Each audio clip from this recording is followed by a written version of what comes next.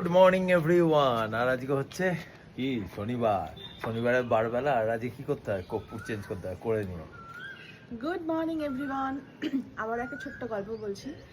জঙ্গলের ভেতর নদীর ধারে দুটো বড় বড় গাছ ছিল। একসময় একটা পাখি সেখান দিয়ে উড়ে যাচ্ছিল। প্রথম সে গাছের কাছে গিয়ে বলল যে খুব বড় তুফান আসছে, আমি কি তোমার গাছের ডালে বাসা বানিয়ে আমার ছানাপোনাদের নিয়ে থাকবো? প্রথম গাছ মানা করে দিল। সে তখন দ্বিতীয় গাছের কাছে গেল, দ্বিতীয় গাছ মেনে গেল, আর তখন সে তার ছানাপোনাদের নিয়ে ওই গাছের ডালে বাসা বানিয়ে থাকলো।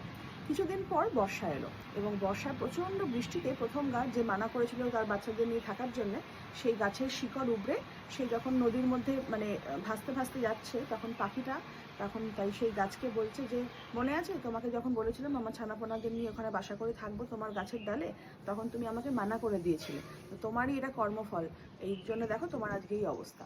তখন প্রথম গাছটা হাসতে হাসতে বলছে যে আমি জানতাম যে আমার গাছের শিকড়গুলো মজবুত নয়, ভারী বৃষ্টিতে যে কোনো সময় গাছ উবড়ে পড়ে যেতে পারে, তাই আমি চাইনি যে তোমার ছানাপোনাদের নিয়ে তুমি বিপদে পড়ো, তাই তোমাকে মানা করেছিলাম।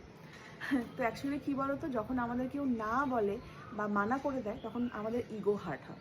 আমরা ভাবি না করেছে মানে মানে আমি আমাকে দিতে পারছে না মানেই সেই লোকটা খারাপ, আমরা তাদের সঙ্গে সম্পর্ক ত্যাগ করে দিই, কথা বলা বন্ধ করে দিই। কিন্তু অনেক সময় আমরা এটা ভেবে দেখি না, না বলার পেছনেও নিশ্চয়ই কোনো কোনো রিজন আছে, কোনো কারণ আছে, সেটা আমরা কখনো ভেবে দেখি না। আমাদের ক্ষেত্রে অনেক আমার জীবনে তো প্রচুরবার এরকম হয়েছে। মানে যতক্ষণ আমি কোনো মানুষের জন্য ফ্রুটফুল ছিলাম ততক্ষণ আমাকে মাথায় করে রেখেছে। যখন আমি আর দিতে পারিনি বা দিতে চাইনি, তখনই আমি খারাপ হয়ে গেছি।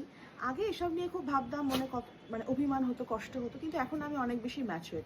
এখন আর এসব জিনিস নিয়ে ভাবি না। এখন ভাবি যে কে কী ভাববে বা কী ভাবতে চলেছে সেটার ওপর আমার কন্ট্রোল নেই।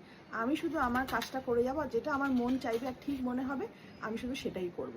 তারপর তো ওপরওয়ালা আছে, সব বুঝে নেবে।